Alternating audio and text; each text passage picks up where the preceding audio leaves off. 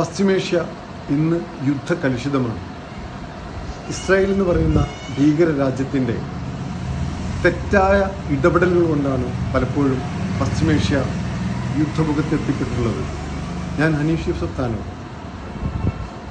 ഏറ്റവും അവസാനമായി ഇറാൻ്റെ ആണവ നിലയങ്ങളെ ആക്രമിച്ചുകൊണ്ടാണ് പശ്ചിമേഷ്യയിൽ പുതിയ യുദ്ധത്തിന് ഇസ്രായേൽ തുടക്കമിട്ടിരിക്കുന്നത്.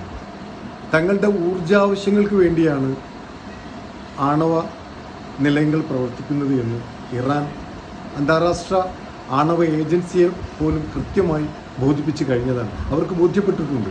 എന്നിട്ടും 1992 മുതലേ ഇറാൻ ആണവായുധങ്ങൾ നിർമ്മിക്കുകയാണെന്നുള്ള പെരും നുണ നെതന്യാഹു പറഞ്ഞുകൊണ്ടിരിക്കുകയാണ്. പല അന്താരാഷ്ട്ര വേദികളിലും അദ്ദേഹം ആ നുണ തന്നെ ആവർത്തിച്ചുകൊണ്ടിരിക്കുകയാണ്.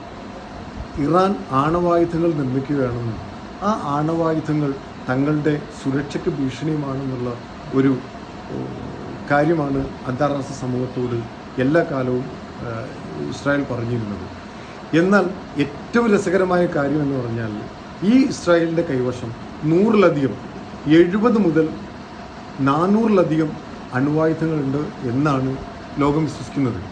ആ സ്വന്തമായി 100-ലധികം അണ്വായുധങ്ങളുള്ള ഒരു രാജ്യമാണ് മറ്റൊരു രാജ്യം അണ്വായുധങ്ങൾ നിർമ്മിക്കുന്നേ എന്ന് പറഞ്ഞ് ആ രാജ്യത്തെ ആക്രമിക്കുന്നത്. എന്നിട്ടും പല രാജ്യങ്ങളും, ഇന്ത്യ അടക്കമുള്ള രാജ്യങ്ങൾ, ഇന്ത്യയുമായി ഏറ്റവും അടുത്ത ബന്ധം പുലർത്തുന്ന, റഷ്യ കഴിഞ്ഞാൽ ഇന്ത്യക്ക് ഏറ്റവും കൂടുതൽ വിശ്വസിക്കാൻ കഴിയുന്ന ഒരു രാജ്യമാണ് ഇറാൻ. ആ ഇറാൻ ആക്രമിക്കപ്പെട്ടപ്പോൾ പോലും ഇന്ത്യ ഈ കാര്യത്തിൽ കൃത്യമായ ഒരു നിലപാട് പറയാനോ അല്ലെങ്കിൽ അതിനെ വിമർശിക്കാൻ പോലും ഇന്ത്യ തയ്യാറായിട്ടില്ല.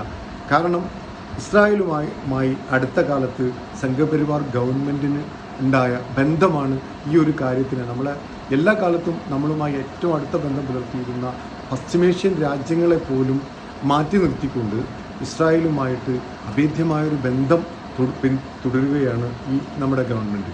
അതുകൊണ്ട് തന്നെയാണ് ഇന്ത്യയുമായി ഇത്രയും അടുത്ത ബന്ധം പുലർത്തുന്ന ഇറാനെതിരെ ഒരു ഭീകരാക്രമണം ഉണ്ടായിട്ട് അതിനെ അപലപിക്കാൻ പോലും ഇന്ത്യക്ക് കഴിയാതെ. ഫലസ്തീനെയും യമനെയും ലബനോനെയും ആക്രമിച്ച പോലെയല്ല ഇറാനെ ആക്രമിച്ചാൽ എന്നുള്ള തിരിച്ചറിവ് 7 ദിവസത്തിനുള്ളിൽ ഇസ്രായേൽ ശരിക്കും മനസ്സിലാക്കിയിരിക്കുന്നു. ഫലസ്തീനിലുള്ള ഓരോ ആളുകളും അനുഭവിച്ച വേദനയും പ്രയാസവും പട്ടിണിയും സുരക്ഷിതത്വമില്ലായ്മയും എല്ലാം ഇന്ന് ഇസ്രായേലിലുള്ള ജനങ്ങൾ അനുഭവിക്കുകയാണ്. തീർച്ചയായിട്ടും ഈ യുദ്ധത്തിൻ്റെ ശരി എന്ത് എന്ന് നമ്മൾ അന്വേഷിക്കുമ്പോൾ ആ ശരി ഇതാണ്. കാരണം ഒരു ജനതയെ 70 വർഷത്തിലധികമായി ഒരു ജനതയെ പീഡിപ്പിക്കുന്ന തരത്തിലാണ് ഇസ്രായേൽ അനുവർത്തിച്ചിട്ടുള്ള നയങ്ങൾ. അതിന് ശക്തമായ ഒരു തിരിച്ചടിയാണ് ഇറാനിലൂടെ ഇസ്രായേലിന് ലഭിച്ചിട്ടുള്ളത്.